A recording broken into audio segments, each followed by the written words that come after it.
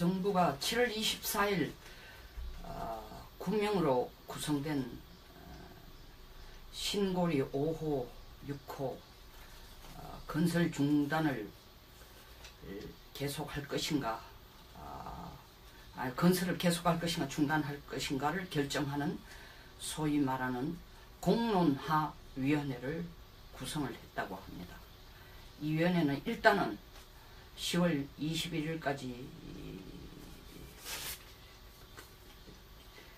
그 역할을, 공론화 과정이라든가 이런 역할을 총괄하는 대표 기구라고 보면 될 것 같습니다.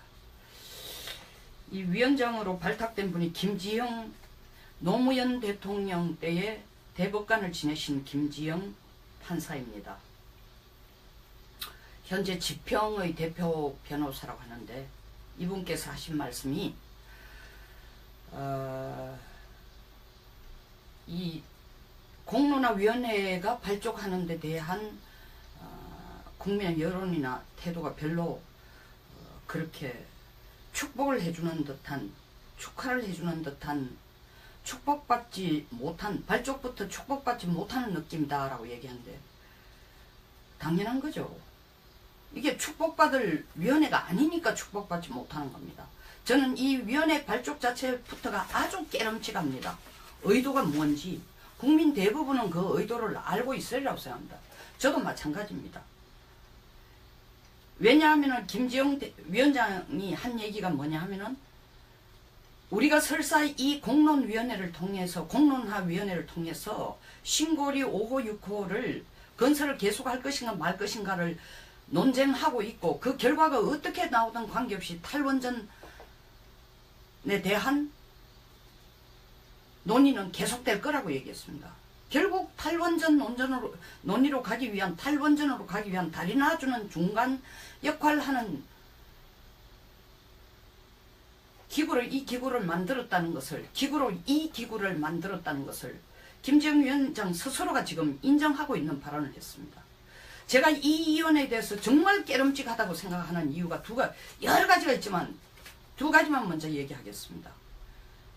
이 위원회를 끌고 갈 한때 대법관이셨던 김지현 위원장의 얘기가, 가장 중요한 덕목은 중용이다, 공정성이다 얘기했습니다. 이 위원회는 중용을 지키기 위해서, 중용을 행사하기 위해서 존재하는 게 아닙니다. 국가 이익을 위해서, 국민의 생활 안전과 국민의 더 나은 생활을 위해서 존재하는 그런 위원회가 돼야 됩니다. 아니, 공정성이 그렇게 중요하고 중용이 그렇게 중요하다면은 지금부터 무기 구입에 대해서도 중용을 가장 중시하는 사람을 가지고 배심원단 만드세요. 시민 배심원단 만들고 공론화위원회 만드세요. 그리고 무기를 사든 안 사든 결정하세요. 더 나아가서는 군대, 대한민국 군대가 필요하냐 안 하냐도 중용을 기준으로 해서 군대의 존재에 대해서 한번 얘기를 해보시라고요. 이게 공정성이나 중용의 가치를 둔, 이거는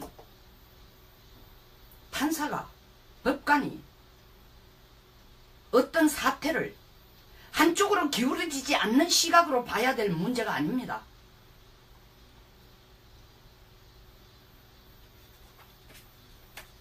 두 번째 역시 깨름직한 것이, 전문가를 한 사람도 안 넣었답니다. 보십시오. 9명 중에 한 분은 대법관 출신이지만 노동경제학자, 교육학 박사, 행정학 박사, 중앙선관위 선거여론공정심의위원장을 한 통계학 박사, 사회학 박사 둘, 재료공학 전공한 공학 박사, 물리학 박사입니다. 자기들 입으로 얘기했습니다. 원자로 전문가는 하나도 없다. 일부러 배제했다. 이유가 뭐냐? 기울어지지 않으려고, 공정하게 하려고. 기울어지지 않고 공정하게 하기 위한 이유가, 원전 전문가들을 넣어놓으면 그들의 집단 이익을 위해서 원전의 필요성만, 신고리 이 5호, 6호는 반드시 건설해야 된다는 것을 미리 정해놔놓고 몰고 가기 때문에 안 넣었다라는 얘기. 한편 일리가 있습니다. 최소한 반반이라도 하나도 섞을 수 없는 건가요? 다른 세계 여러 국가들이 탈원전을 얘기하는, 그리고 탈원전을 결정한 국가까지도 단 어느 국가도 공정화위원회, 국민들의 여론을 듣는 그 과정, 배심원단을 결정하던 과정, 토론을 듣는 과정, 모든 과정에 전문가를 넣었습니다. 벨기에, 스위스, 독일. 이제 구체적으로 왜 이게 깨름직한지 또 얘기하겠습니다. 이미 많은 법학자들, 그리고 법 전문가, 원자력 전문가들이 이미 지적을 하고 있습니다만, 이 공정화위원회가, 공론화위원회, 죄송합니다. 공정화가 아니고 공론화위원회가 헌법이 이런 걸 결정하도록 권한을 부여한 위원회입니까? 누가 뽑은 거예요? 최소한 국회의원들은 국민의 86%가 가장 썩은 집단이라고, 가장 형편없다고 손가락질하는 국회까지도 국민이 뽑은 단체입니다. 헌법이 보장하는 기관입니다. 그런데 공론화위원회 누가 뽑았습니까? 더 나아가서 이들이 국민들 여론을 들어보고 원자를 지을지 건설할지 중단할지를 결정하겠다는 겁니다. 뭘 근거로? 법적 근거가 뭡니까? 시민 배심원단 역시 국민이 선출한 거 아닙니다. 이들이 어떻게 이런 결정을 가질 수 있는, 이런 것을 결정할 수 있는 권한을 갖는다는 겁니까?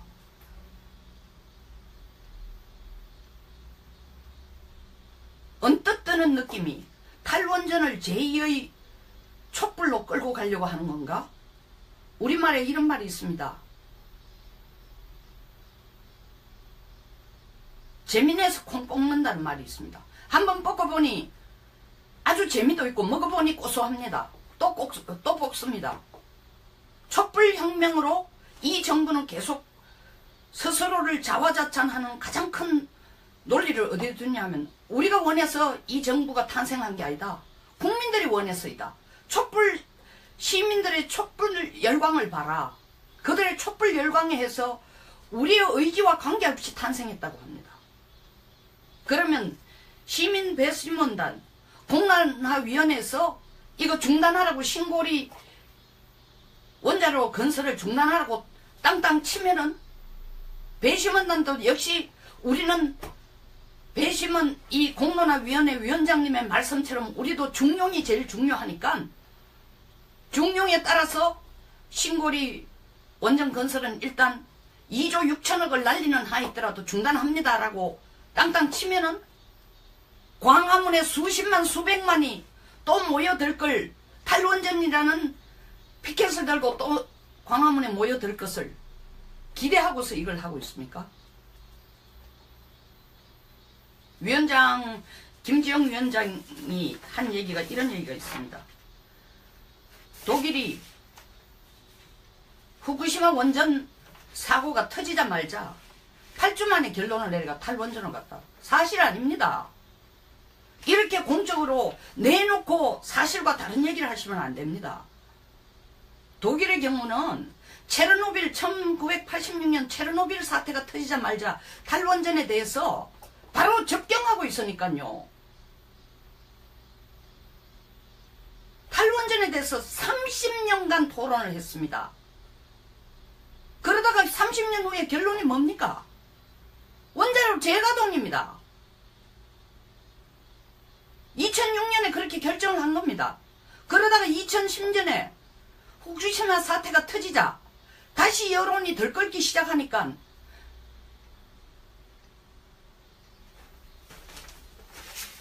메르켈 대통령이 전문가들을 모아가지고 8주 동안 논의를 했습니다. 결론이 탈원전으로 가자. 대통령이 결정했습니다. 그리고 의회가 법을 만들었습니다. 30년 이상을 논의해서 결론을 내리고 또 다시 8주를 한 걸 다 줄이고 8주라고 했습니다. 이렇게 국민은 오도하면 안 되죠. 어떻게 원전의 문제를 8주 논의회가 결정할 수 있습니까? 어떻게 원자로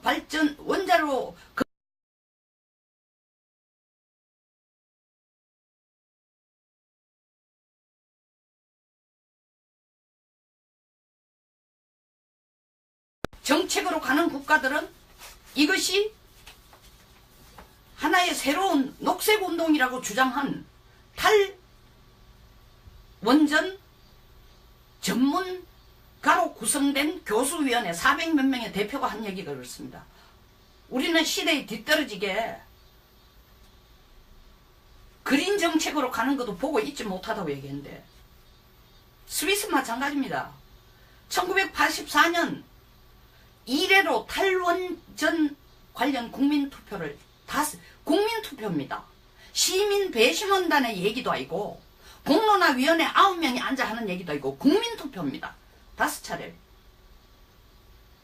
걸쳐가 33년 만에 원전 퇴출을 결정합니다. 그러나 여기에서 중요한 것은 33년 만에 원전 퇴출을 결정하지만 그게 2017년 5월달에 원전 퇴출을 결정하는 겁니다. 했습니다. 그러나 2017년 5월에 원전 퇴출 결정하기 1년 전에 2016년에 의회가 탈원전을 추진하는 에너지 전략 2050년을 먼저 전략을 만들었습니다. 2050년까지 어떻게 에너지를 생산하고 공급하고 할 것인지 하는 전략을 먼저 의회에서 그 법을 통과시켰습니다. 통과시킨 후에 올해 5월에 탈원전 정책을 채택한 겁니다. 벨기에 마찬가지입니다. 99년 전문가 16명으로 위원회를 구성해가지고 4년간 탈원전 논의를 했습니다. 그러나 4년 후 2003년에 원전을 새로 짓지는 않지만 기존 운영하는 것을 40년을 제한하자고 결정을 내렸습니다. 그러나 이 역시 의회에서 법을 동시에 만들었습니다. 점진적인 탈원전에 관한 법률을 만들어 놔놓고 이걸 결정했습니다. 우리 지금 점진적인 탈원전에 관한 법률을 만들어 놨습니까? 에너지 전략 2030, 2050, 2040이라는 법 만들어 놨습니까? 대체 에너지를 어떻게 구체화한다라는 것을 공론화회가 먼저 얘기해 봤습니까?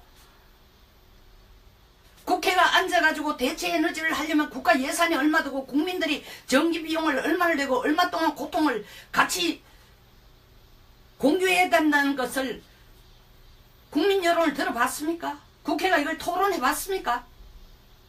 왜 탈원전부터 신고리 건설부터 중단을 하고 보자고 나서는지를 이유를 알 수 없다는 겁니다. 대통령께서 자랑하시던 대만의 경우 역시 탈원전 주장해서 당분간 탈원전 하지 말자. 차잉원 정부가 들어서고 이게 불꽃을 튀겼습니다. 우리하고 너무나 닮은 방향으로 갔죠. 근데 결국 어떻게 됐습니까? 대만이 현재 6기의 원자로를 운영하고 있고 대만은 원전에 의해서 에너지 수급이 한 14%밖에 안, 13% 정도밖에 안 됩니다. 그리고 실질적으로 이 주장하는 것도 2025년에 탈원전을 하자고 했지만 중단하든 가동 중단하든 2기를 6월달 한 달 전에 재가동 결정했습니다. 이유는 간단합니다. 국민들이 전기비용 올라가는 걸 감당을 못하겠다는 겁니다. 포퓰리즘식으로 총통이익을 끌고 갔지만 작년 5월에 취임해가지고 이것부터 먼저 던졌습니다. 탈원전 단체들은 환호를 했지만 국민들이 더 비싼 전기 비용 안 내겠다 해서 원전 가동하게 됐습니다.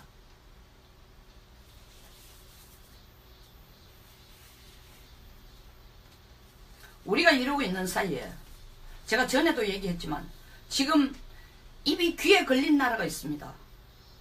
일본입니다. 우리는 2010년에 한 인도 원자력 협정을 논의하기 위해서 인도의 발바닥에 땀이 나도록 그 더운 나라를 왔다 갔다 해서 결국 2011년 7월 달에 한 인도 원자력 협정을 체결했습니다. 인도라는 국가는 어떤 분은 2020년 되면 중국의 인구를 넘어선다는데 지금 아닙니다. 중국의 실질적인 통계는 중국의 인구가 올해 5월 기준으로 12억 9천, 인도가 13억 3천이 됐습니다. 이미 넘어섰습니다. 14억은 뭐 바로 코앞에 두고 있습니다. 세계 1위의 인구를 가진 국가가, 곧 가질 국가가 에너지의 원자로 의존도가 현재로서는 2%입니다. 그런데 인도는 2025년 기준으로 국가 에너지의 25%를 원자로에 의존하겠다는 겁니다. 그럼 원자로 누가 지어줍니까? 인도가 NPT 가입 국가가 아니고 일본은 NPT 가입 국가고 일본은 세계에서 가장 핵을 혐오하고 탈핵을 주장하는 국가인데 어찌 감히 인도와 그리고 후쿠시마 사태가 2010년 벌어지고 실제로 2010년 우리가 인도와 원자력 협정을 얘기를 할 때 일본도 원자력 협정을 체결하려고 인도와 부진장 노력했지만 후쿠시마 사태가 터지고 난 뒤에 일본 국내 여론이 너무 안 좋아지니까 멈췄는데 한국이 이렇게 우물쭈물하고 엉뚱한 방향으로 탈원전 간다고 하니까 요때를 잽싸게 이용해서 바로 인도와 원자로 건설 협정을 체결했습니다. 원자로 건설을 하는데 한 기에 5조가 듭니다. 인도 같은 경우에는 25%의 전력을 공급하는 원자로를 지으려고 하면은 최소한 100기 이상을 지어야 됩니다. 중국을 보십시오. 현재 19기밖에 없지만 중국이 2020년 불과 3년 후에 90기로 원자로를 짓겠다는 겁니다. 2030년에 110기를 짓겠다는 겁니다. 원자로에 의한 에너지 공급에 목을 걸겠다는 겁니다. 이렇게 큰 국내 청년 실업, 일자리 어쩌고 저쩌고 정말 엉망인 상태에서 그리고 우리가 세계 4번째 원자로 강국입니다. 그리고 한국의 원자로 모델은 사고 한 번 낸 적이 없고 우리가 사실 중동에 수출해서 그 효과도 엄청납니다. 기술의 이 홍보 효과도. 인도를 통째로 우리가 원자로 건설국으로 건설해주는 국가로 협약을 체결할 수 있었는데 일본한테 뺏겼습니다. 뿐만 아니라 일본은 국내 여론이 시끄러우니까 어떻게 그런 짓을 하나. NPT 가입도 안 한 국가에게 이걸 원자로 건설해 주겠다고 하면 국민 여론이 어떻게 되고 우리나라 체면이 어떻게 되냐. 일본이 뭐라고 했습니까? 아베가 안전한 에너지를 사용하는 방법을 논의를 하고 그걸 의회에서 결정을 하고 국내에서 원자로 건설은 더 안 하지만 해외 원자로 수출하겠다는 겁니다. 설사 우리가 국내에서 원자로가 어떻게 된다 그래도 우리는 수출길까지 탈원전하면 원자로 건설하는 자체는 찬성합니까? 해외에서? 도저히 납득이 가지 않습니다. 그리고 일본은 사실은 원자력 협정에 의해 가지고 실질적으로 그들이 원자로 건설해 준다는 원자력 협정을 프랑스나 중국하고도 각각 72년 프랑스, 86년 중국하고 원자력 협정을 맺으면서 이 두 국가들이 그 후에 NPT에 가입하도록 끌어들이는 주된 역할을 했습니다. 이번에 인도도 사실 원자로를 지어주게 되면은 인도도 NPT에 가입하는 국가로 끌어넣을 수 있습니다. 저는 이 돈이 통째로 날아가는 게 보입니다. 왜 이런 좋은 시장을 우리가 놓쳐야 되는가? 그리고 준비도 안 된, 순서도 앞뒤가 바뀐 탈원전, 더 나아가서는 신고리 5호 6호 건설 중단 여부 논의를 하기 전에 먼저 원전을 지속할 것인가, 그리고 다른 대체 에너지를 우리가 어떻게 수급할 것인가, 돈이 얼마나 들고 국가 예산이 얼마 들어가고 국민 부담이 얼마 되고 시간이 얼마나 걸리는가, 그거부터 선행이 돼야 됩니다.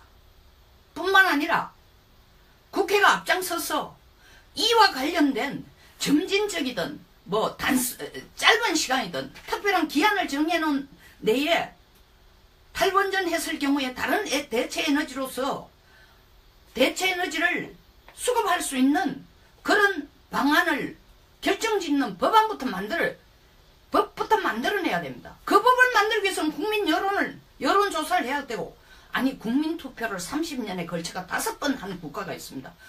100일 만에 이걸 결정을 한답니다. 뿐만 아니라 더 나아가서 하는 소리가 뭡니까? 설사 신고리 중단, 이게 건설을 중단할지 그대로 갈지와 관계없이 탈원전 공로는 계속할 것이라고 했습니다. 목표는 딱 정해져 있습니다. 거기로 가기 위한 중간다리인 것을 국민 전체가 알고 있습니다. 그리고 스스로 위헌행위를 지금 하고 있습니다. 공론화위원회가 무슨 권한을 가졌는데 대통령이 지명했으면 그들이 공론화위원회, 국가의 이익 전체를 결정할 권한을 다 갖고 있는 건가요? 여론만 듣겠다고 얘기했습니다. 여론 들어서 도대체 이걸 건설을 중단할 것인지 말 것인지 결정하는 것이 여론만 듣는 겁니까? 그리고 그 여론의 핵심이 뭐냐? 중용입니다. 그리고 전문가와 먼저 얘기를 듣는 게 아니라 필요시 전문가들 TV 토론을 내놓겠다. 제가 볼 때는 그 전문가가 누구들로 구성될지 모르겠습니다. 왜? 공론화위원회에 들어온 사람 중에 전문가가 한 사람도 없는데 누가 공론의 기준을 어떻게 만들 것입니까? 고도의 기술을, 정확성을 요구하는 원자로를 두고 제가 이 개별 이 위원의 학력을 폄훼하는 건 아니지만 사회학자는 사회학에 관련된 일을 해야 됩니다. 통계학자는 통계학에 관련, 이 통계학자는 더구나 중앙선관위 여론조사 위원장을 했다는 거 아닙니까? 선거 여론 감시위원장을 했다는 거 아닙니까? 이건 선거 여론이 아닙니다. 사회학자, 노동학자가 들어가면 뭐합니까? 노동학 전공이 들어와가지고 원자로 건설할 때 얼마의 일당을 받는 일용직들이 어떻게 착취당하고 이걸 보고 노동학자가 들어옵니까? 이 상식으로도 안 되는 일을 번갯불에 콩폭듯이 하면은 여론의 반론이 어떻게 될까요? 차용원이, 대만의 총통 차용원이 2016년 5월 20일 취임해서 57%로 당선됐습니다. 지지로. 대만은 사실은 52, 3%를 넘는 적이 없습니다. 대통령 당선될 때, 총통 당선될 때. 그러나 57% 같으면 이때까지 기준을 보면 압도적입니다. 되자마자 젊은이들의 환호 속에서 70대 중반까지 지지율이 올라갔지만 지금 그 지지율이 25%입니다. 이렇게 급강화한 이유 여러 가지 중에 탈원전이 들어있습니다.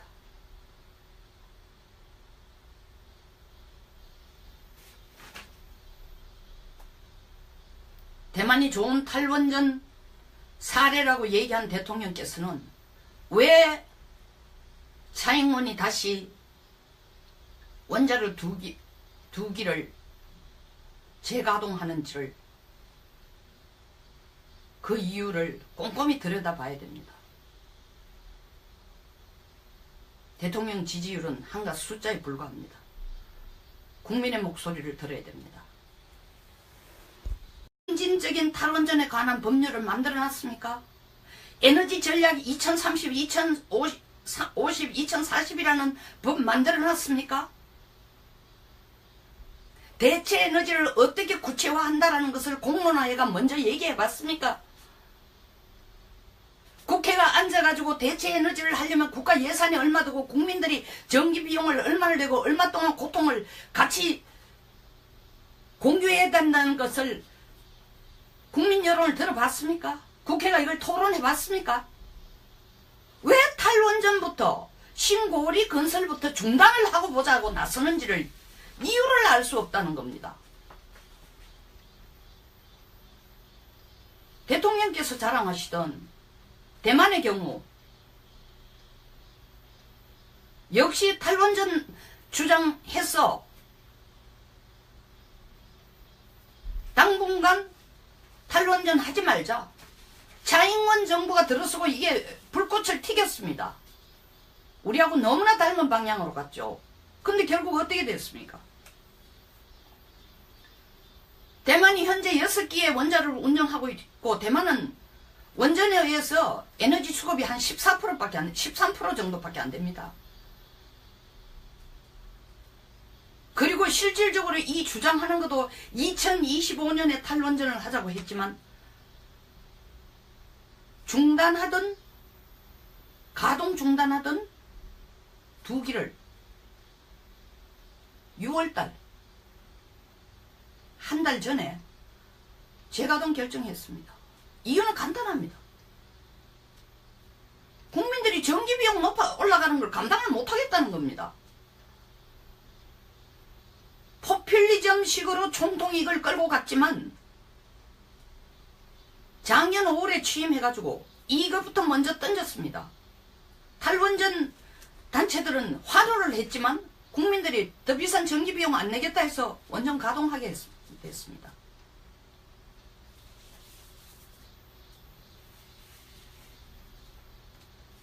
우리가 이러고 있는 사이에 제가 전에도 얘기했지만 지금 입이 귀에 걸린 나라가 있습니다.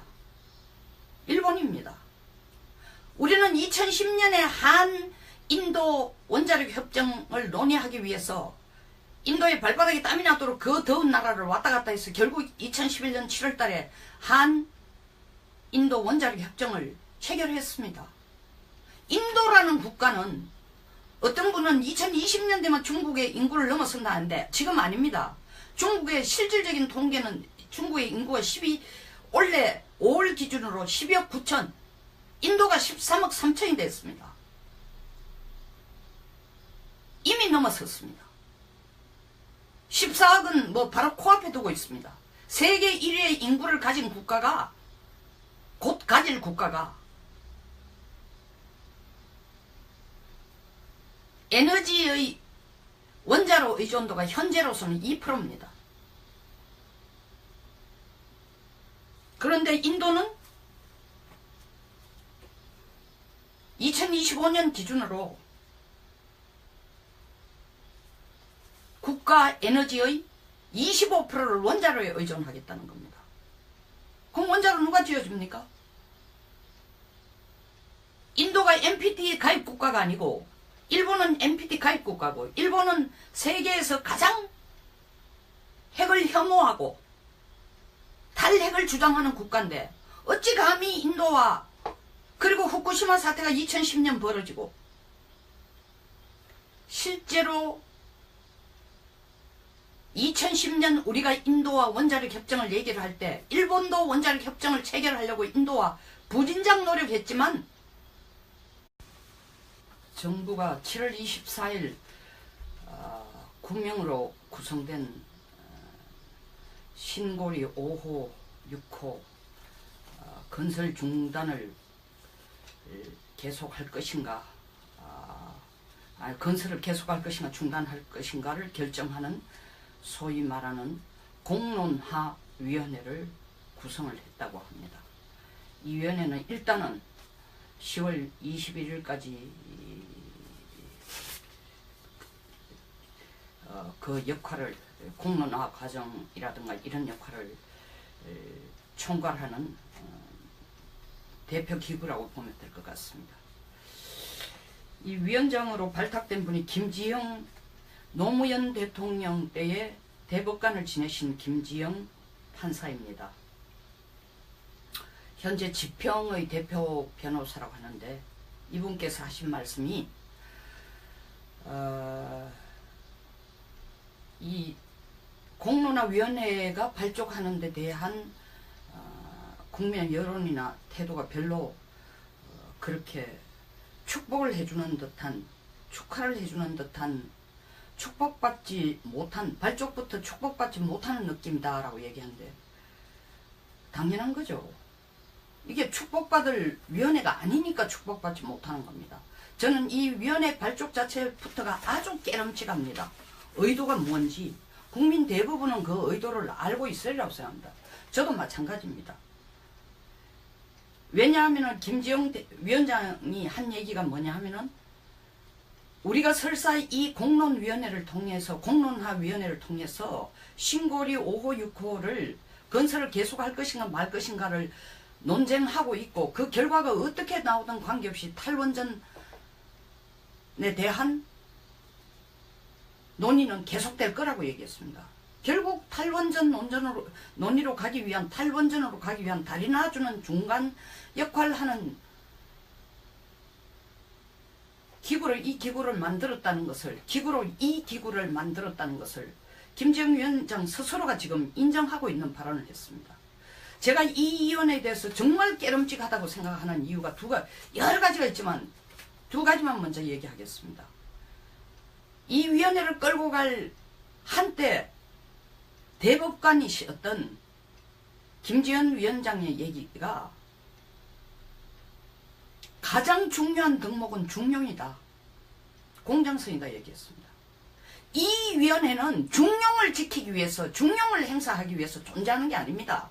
국가 이익을 위해서, 국민의 생활 안전과 국민의 더 나은 생활을 위해서 존재하는 그런 위원회가 돼야 됩니다. 아니, 공정성이 그렇게 중요하고 중용이 그렇게 중요하다면은 지금부터 무기 구입에 대해서도 중용을 가장 중시하는 사람을 가지고 배심원단 만드세요. 시민 배심원단 만들고 공론화위원회 만드세요. 그래야 무기를 사든 안 사든 결정하세요. 더 나아가서는 군대, 대한민국 군대가 필요하냐 안 하냐도 중용을 기준으로 해서 군대의 존재에 대해서 한번 얘기를 해보시라고요. 이게 공정성이나 중용의 가치를 둔, 이거는 판사가, 법관이 어떤 사태를 한쪽으로 기울어지지 않는 시각으로 봐야 될 문제가 아닙니다.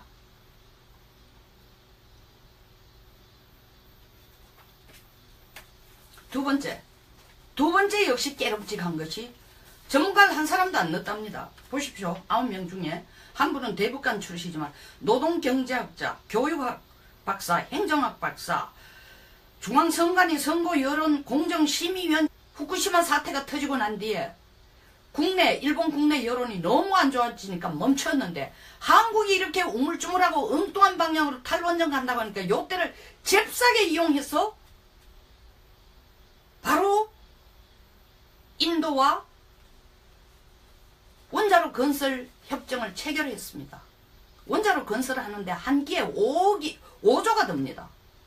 인도 같은 경우에는 25%의 전력을 공급하는 원자로를 지으려고 하면은 최소한 100기 이상을 지어야 됩니다. 중국을 보십시오. 현재 19기밖에 없지만 중국이 2020년, 불과 3년 후에 90기를 원자로를 짓겠다는 겁니다. 2030년에 110기를 짓겠다는 겁니다. 원자로에 의한 에너지 공급에 목을 걸겠다는 겁니다. 이렇게 큰 국내 청년 실업 일자리 어쩌고 저쩌고 정말 엉망인 상태에서, 그리고 우리가 세계 4번째 원자로 강국입니다. 그리고 한국의 원자로 모델은 사고 한 번 낸 적이 없고, 우리가 사실 중동에 수출해서 그 효과도 엄청납니다. 기술의 이 홍보 효과도. 인도를 통째로 우리가 원자로 건설국으로 건설해주는 국가로 협약을 체결할 수 있었는데 일본한테 뺏겼습니다. 뿐만 아니라 일본은 국내 여론이 시끄러우니까 어떻게 그런 짓을 하나, NPT 가입도 안 한 국가에게 이걸 원자로 건설해 주겠다고 하면은 국민 여론이 어떻게 되고 우리나라 체면이 어떻게 되냐. 일본이 뭐라고 했습니까? 아베가 안전한 에너지를 사용하는 방법을 논의를 하고 그걸 의회에서 결정을 하고 국내에서 원자로 건설은 더 안 하지만 해외 원자로 수출하겠다는 겁니다. 설사 우리가 국내에서 원자로가 어떻게 된다 그래도 우리는 수출길까지 탈원전하면 원자로 건설하는 자체는 찬성합니까? 해외에서? 도저히 납득이 가지 않습니다. 그리고 일본은 사실은 원자로 협정에 의해 가지고 실질적으로 그들이 원자로 건설해 준다는 원자로 협정을 프랑스나 중국하고도 각각 72년 프랑스, 86년 중국하고 원자로 협정을 맺으면서 이 두 국가들이 그 후에 NPT에 가입하도록 끌어들이는 주된 역할을 했습니다. 이번에 인도도 사실 원자로를 지어주게 되면은 인도도 NPT에 가입하는 국가로 끌어넣을 수 있습니다. 저는 이 돈이 통째로 날아가는 게 보입니다. 왜 이런 좋은 시장을 우리가 놓쳐야 되는가?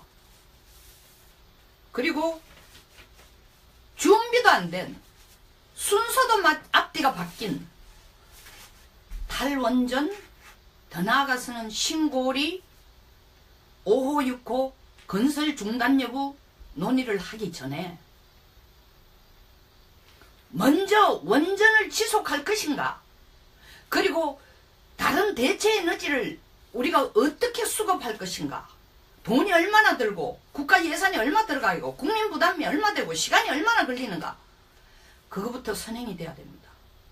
뿐만 아니라 국회가 앞장서서 이와 관련된 점진적이든 짧은 시간이든 특별한 기한을 정해놓은 내에 탈원전 했을 경우에 다른 대체 에너지로서 대체 에너지를 수급할 수 있는 그런 방안을 결정짓는 법안부터 만들어 장을 한 통계학 박사, 사회학 박사 둘, 재료공학 전공한 공학 박사, 물리학 박사입니다.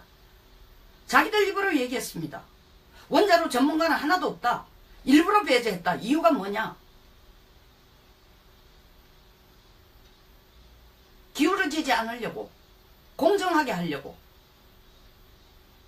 기울어지지 않고 공정하게 하기 위한 이유가 원전 전문가들을 넣어놓으면 그들의 집단 이익을 위해서 원전의 필요성만, 신고리 이 5호 6호는 반드시 건설해야 된다는 것을 미리 정해놔놓고 몰고 가기 때문에 안 넣었다라는 얘기. 한편 일리가 있습니다. 최소한 반반이라도 섞을 수 없는 건가요? 다른 세계 여러 국가들이 탈원전을 얘기하는, 그리고 탈원전을 결정한 국가까지도 단 어느 국가도 공정화위원회, 국민들의 여론을 듣는 그 과정, 배심원단을 결정하는 과정, 토론을 듣는 과정, 모든 과정에 전문가를 넣었습니다. 벨기에, 스위스, 독일. 이제 구체적으로 왜 이게 깨름직한지 또 얘기하겠습니다. 이미 많은 법학자들, 그리고 법 전문가, 원자력 전문가들이 이미 지적을 하고 있습니다만, 이 공정화위원회가, 공론화위원회, 죄송합니다. 공정화가 아니고 공론화위원회가 헌법이 이런 걸 결정하도록 권한을 부여한 위원회입니까? 누가 뽑은 거예요? 최소한 국회의원들은 국민의 86%가 가장 썩은 집단이라고, 가장 형편없다고 손가락질하는 국회까지도 국민이 뽑은 단체입니다. 헌법이 보장하는 기관입니다. 그런데 공론화위원회 누가 뽑았습니까? 더 나아가서 이들이 국민들 여론을 들어보고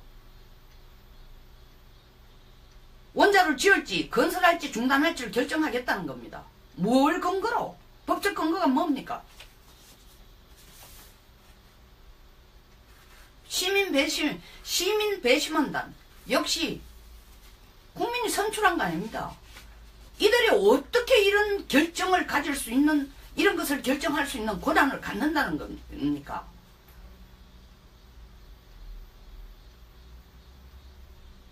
언뜻 드는 느낌이 탈원전을 제2의 촛불로 끌고 가려고 하는 건가?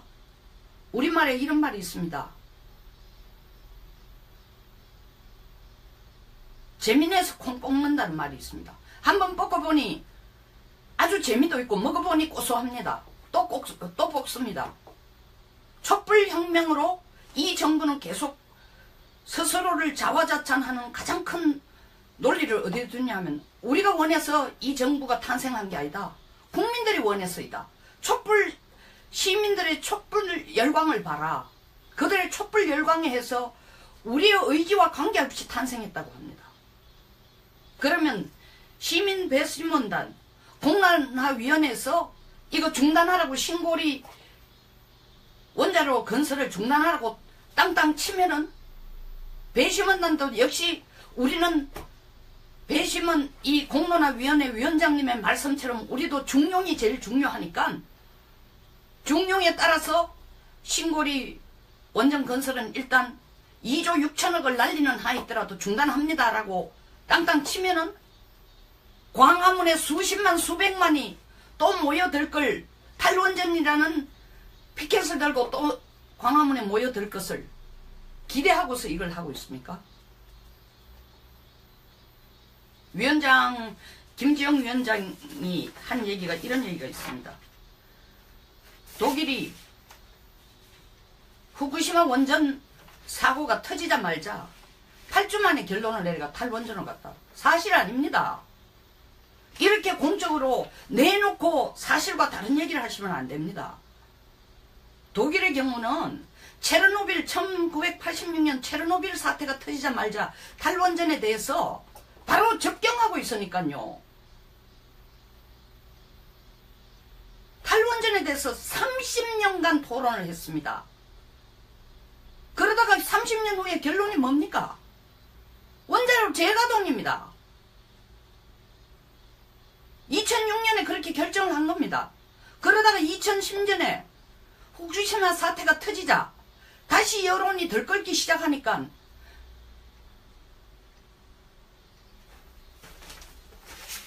메르켈 대통령이 전문가들을 모아가지고 8주 동안 논의를 했습니다. 결론이 탈원전으로 가자. 대통령이 결정했습니다.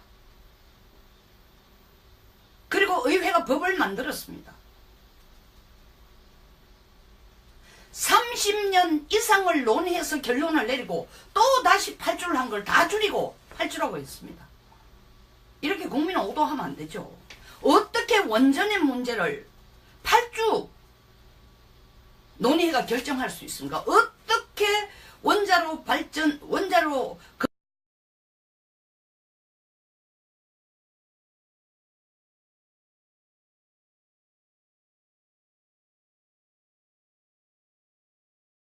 정책으로 가는 국가들은 이것이 하나의 새로운 녹색운동이라고 주장한 탈원전 전문가로 구성된 교수위원회 400몇 명의 대표가 한 얘기가 그렇습니다. 우리는 시대에 뒤떨어지게 그린 정책으로 가는 것도 보고 있지 못하다고 얘기했는데, 스위스 마찬가지입니다. 1984년 이래로 탈원전 관련 국민투표를 국민투표입니다. 시민 배심원단의 얘기도 아니고 공론화위원회 9명이 앉아 하는 얘기도 아니고 국민투표입니다. 5차례. 걸쳐가 33년 만에 원전 퇴출을 결정합니다. 그러나 여기에서 중요한 것은 33년 만에 원전 퇴출을 결정하지만 그게 2017년 5월 달에 원전 퇴출을 결정하는 겁니다. 했습니다. 그러나 2017년 5월에 원전 퇴출 결정하기 1년 전에 2016년에 의회가 탈원전을 추진하는 에너지 전략 2050년을 먼저 전략을 만들었습니다. 2050년까지 어떻게 에너지를 생산하고 공급하고 할 것인지 하는 전략을 먼저 의회에서 그 법을 통과시켰습니다. 통과시킨 후에 올해 5월에 탈원전 정책을 채택한 겁니다. 벨기에 마찬가지입니다. 99년 전문가 16명으로 위원회를 구성해가지고 4년간 탈원전 논의를 했습니다. 그러나 4년 후 2003년에 원전을 새로 짓지는 않지만 기존 운영하는 것을 40년을 제한하자고 결정을 내렸습니다. 그러나 이 역시 의회에서 법을 동시에 만들었습니다. 점진적인 탈원전에 관한 법률을 만들어 놔놓고 이걸 결정했습니다. 우리 지금